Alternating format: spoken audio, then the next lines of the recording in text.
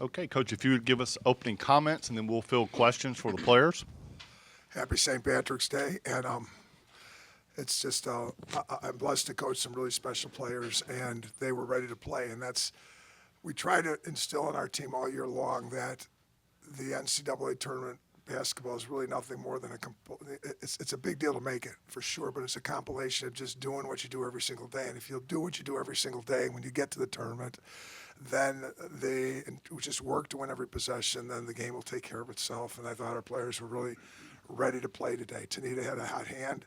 It's always great to make shots, and it's always great when you have a player that gets hot like Tanita did.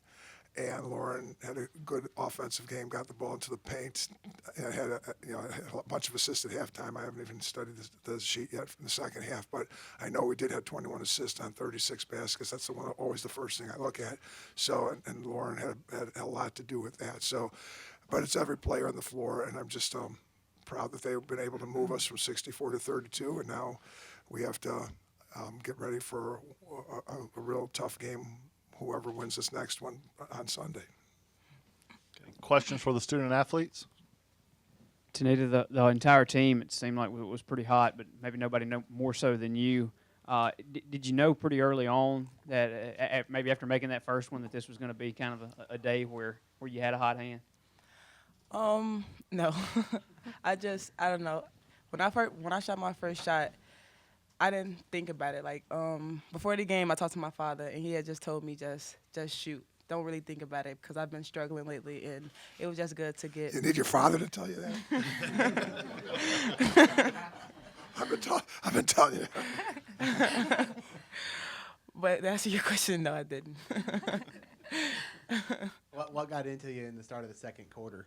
That's where your shooting really got hot. I mean, was something said in the break in between quarters, or is there an explanation for it? No, like Coach said, the ball got to the paint, and it got many open shooters open, and I just seemed to have a lot of open shots, and I knocked them down. Lauren, this was a UNI team that held one of your conference rivals, Creighton, under 50 points for an entire game. You had over 50 by halftime. What did you see that was clicking so well for that offense from the get-go? I just thought the ball was moving well. People were hitting open women when they were open, and that's always really important. We got some offensive rebounds pretty early, which always helps. So I think just ball movement, team chemistry, hitting people when they're open, and then, of course, people hitting their shots when they get the open shots was also helpful. Tanita, your thoughts on that zone you got in there the second quarter? I think you have a 4-point play, come down, hit another three-pointer, and then back-to-back threes again later on. What did that zone type kind of feel like there in that stretch? I want to say it's about the bench mob: Marte Graves, Ashley Milliter, Deja Cage, and Megan Waldron. When I made my first couple of threes, like when I went to the bench, like they were just hyping me up, and they were just like you got the high end, just keep shooting, like you're high, like it's like they just hyping me up basically. So when they told me just keep shooting, keep doing what I can do to help the team win, I just kept shooting. Lauren, did it surprise you today that, usually people look for Brooke or Jessica to have a big game, but it was you two really that were kind of the go-to options on offense?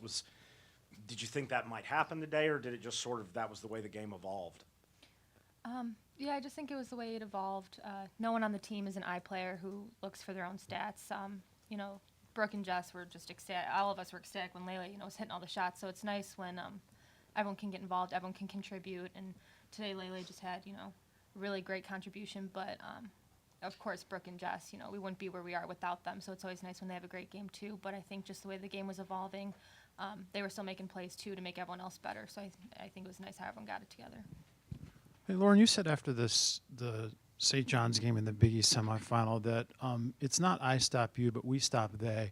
Can you expand on that a little bit? Your team had 9 players in the scoring column today, and could you just talk about that in terms of the overall game with the players? Yeah, Coach always tells us that. He always says, it's not I stop you, it's we stop they. It's a collective effort. And the Post always do a great job with ball screens, I think, helping out. And there's always, if somebody gets beat, we're always pretty confident that our teammate is going to be behind us to help us out. And I think that really makes a defense pretty strong, knowing that there are people that have your back, and good defense, can translate into good offense. And when you're making stops and hitting shots, the game flows a little bit better for you. Thank you. Lauren, did you see the pressure defensively wearing them down as the game went on? Well, Madison Weekly went off a little bit in the fourth quarter, so you know, you kind of just got to buckle down at that point, and everyone's, I'm sure, tired at that point after 4 quarters, but it's all about taking the legs and them being a very good three-point shooting team. The main part of our pressure is to kind of take their legs, either force turnovers, make, you know, the three-point shots a little harder to make. So I think, you know, in the first half they hit a couple shots, but I think in the second half the three-point shot looked a little bit tired.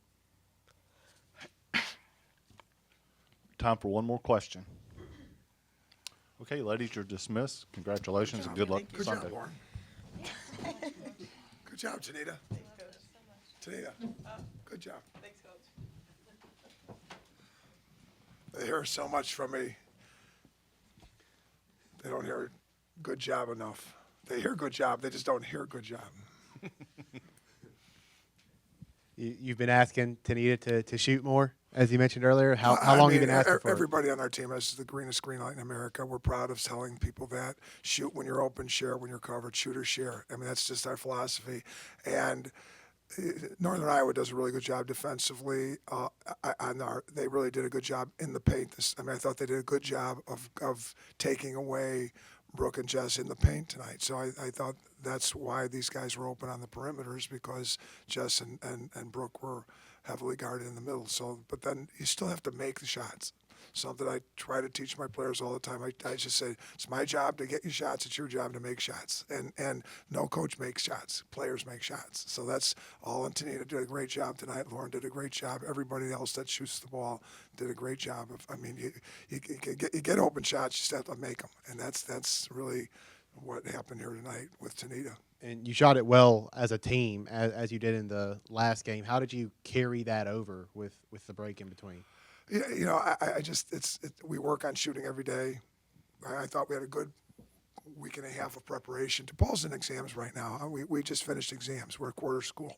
So, you know, after our defeat in the Big East tournament in Milwaukee, and again, I'm just really proud of. I digress here a second. I'm coming back to. We had a good couple weeks of practice, but you know, I'm talking about the defeat in the Big East tournament. To win a Big East, to win a regular season conference championship is a lot harder than win a tournament championship. And I'm on that tangent for a reason, because I just want to make sure that people understand that it's hard.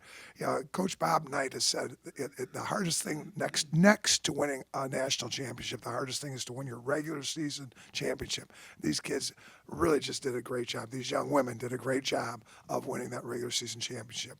You know, we were a little bit exhausted in Milwaukee, and Marquette is a really, really good team. And we got beat by a really good team in that tournament. But then we had a week and a half of really, I thought, we gave them 2 days off, on a day, off a day, on a day, off a day. I thought we were able to give them some good time off. Jill Hollenbeek, our academic advisor, sitting right here. And you know, we have to get there. We all ranked in the nation academically, too. So, I mean, we still had kids taking tests last night and exams last night. And so, you know, they had a lot on their plate. So it's just nice to get the exams out of the way. I thought we had a good break. And maybe exams helps you when the NCAA tournament break is so long, because our players do have a lot on their plate. So I think that's pretty important. Coach, it was just interesting watching Tanita. It looked like she kind of did that every day. She didn't even look that excited that she hit like 4 3-pointers in a minute. I mean, her demeanor out there, was it just kind of impressive what she did and kind of kept her cool? She's a really she's a Big East Sixth Player of the Year for a reason, right. and she did have a 30-point outing this year. Right. I mean, so it's not like this happens every night. You can look at her stats and see that she's, you know, averages a nice average, but it's not like it's 30 or 25. But she's capable of this type of game, and you know, she's a really, really quality shooter. And so I think she just was ready to let it rip. I mean, another little thing that's really weird, but it's important, is, you know, we really pound away at our team all year long about being able to play 11 o'clock in the morning. Don't tell me you're not a morning person, all right? There's people getting up at 4 o'clock in the morning, 5 o'clock in the morning. Don't tell, I keep saying to them, if we're good enough to make the NCAA tournament, you're going to play at 11 in the morning or you're going to play at 10 at night. So you got to be ready to play when the lights go on in the NCAA tournament. So it's something that we've really, I mean, Tanita is one of my ones that I have to have some fun with, about the eye, the toothpicks in the eyes sometimes in early morning. And so we've been pounding away all week about, there's no excuses because it's an 11:15 start. So I was just thrilled that she really was really ready to play, ready and focused to play, because she can go up and down a little bit that way. But, I mean, she's just a great young woman. I love to coach her, and so is Lauren. They all are. I'm blessed to have great players, great people that are great players, and maybe great people that are solid players. Let's play it that way.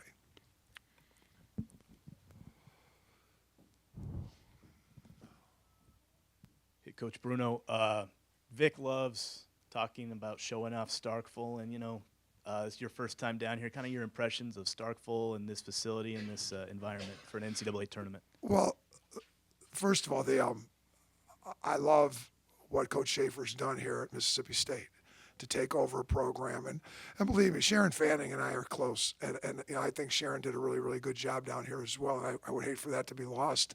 But I'm really excited about what Vic's done down here for women's basketball and the job he's done down here in Starkville. We have spent a lot of time down here. Hattiesburg with Southern Miss. We spent a lot of time in Hattiesburg with Southern Miss. The question was asked the other day, have you ever been to Mississippi? I went right to Southeastern Conference, but we were in Conference USA, played against Hattiesburg, Southern Miss a lot in Hattiesburg.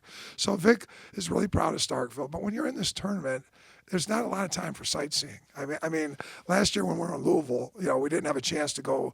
I take my players all the time to the sites. I really do. I'm an English major, double English major. I'd love to go study Tennessee Williams, birth home and all that stuff. We ain't got time for it right now. All right, we just a double English major just said we ain't got time for it right now. All right, I hope you caught that. All right, so we just don't have time for it, and you're focused, and it's one thing after another. The Louisville Slugger Bat Factory last year, we didn't see it. The Muhammad Ali Museum, we didn't see it. You're in your rooms, and these players are focused on what they have to do and trying to survive and live another day and live to play another day, and that's what this tournament's all about. So I don't know that we'll go seeing a whole lot of Starkville between. I think we'll see I think that's 82 between here and Columbus where we're staying. And obviously, this tournament's so much about matchups. You got a good, favorable matchup today. You played well. If you were to draw Mississippi State in the second round, how do you see that matchup? That's a question I refuse to answer on the grounds that, I will answer that question really well tomorrow if that happens. And I just want to respect Troy right now. And they're 15, and it doesn't happen often that a 15 can beat a 2. But I just do want to respect Troy right now, and that's why I just rather wait till tomorrow and see the result. And then I am excited about the environment though here. I mean, I thought that was a great environment. I thought the crowd was starting to build. I thought we had some good environment down here. One other thing about Starkville I should add also is my nephew Michael is a philosophy professor here at Mississippi State. All right, so and what he doesn't want you to know is all the men's basketball players, all the women's basketball players, and all the football players at Mississippi State take his class. So I just want you to all know that. No, that's not true, all right? That's not really true. He's actually in the room right now. He's sitting over there, and it's really not true, okay? So just... Team aside, both State and Troy like to run. Vic even said yesterday he would caution teams to run against his kind of team. Given how y'all pressed you and I pretty well just now, how do you adapt that philosophy to a team that's comfortable running, going floor to floor like that? Well, it's really important that you can't just turn off and on your style of play. You can't just all of a sudden say, well, Mississippi State runs or another team runs. Let's just take it back to Marquette. Marquette runs, all right? And you can't just turn it off and on and say, okay, well, they run, so we're going to play a 50-point game tonight. I mean, I'm capable of doing that. I'd rather go the other direction, play just throw defense out the window and just let's play a 120-point game. All right, let's just see who can last the longest. All right, I'd rather go that direction than the other direction. But at the same time, we understand that you still want to get your runouts when available and keep the other person from running out, and that can happen with 2 running teams. One more question. Megan Moss, you talked about her yesterday. She's a tough matchup inside. When Grant had her foul trouble in the first, and you had to pull her out for the first half, how did the game change there? Well, we were up 24 in the first half, and then we lost the last 3 minutes badly. I mean, we went in up 18. So I mean, Northern Iowa really kicked our butt in the last 3 minutes of the second quarter of the first half. I mean, we we really had that game in control, and then just gave them momentum coming into the halftime locker room. I thought it was really important we established momentum coming out of the locker room because we gave them momentum going into the locker room. And we held Northern Iowa to 9 points in the first quarter, and then they scored 24 in the second quarter. So, we had a lot of people sitting on the bench. The luxury, you can't always sit people with 2 fouls, but you can if you're up 20 to 25 points and 20 to 24 points. So I did have the luxury of keeping Jess and Brooke Schulte and Jackie Grant and then Tanita Allen and Amara Coleman on the bench with 2 fouls there in the first half. I did have that luxury because we did have the lead. I wasn't pleased. I do coach possession by possession. And I don't sweat. I'm not a sweater. I mean, I sweat all the time, but not during games. But I never sweat more than I sweat in the fourth quarter, when we're not executing correctly. I don't care what the score is. People look at coaches when they're up and say, come on, coach, take a chill pill. What are you doing? Why are you so excited? Because we're coaching to get players better every possession. Every possession is a victory or a defeat. And when you're coaching that way, you're not looking at the score. And so I just thought, at the end of the first half there, we didn't really execute like we needed to.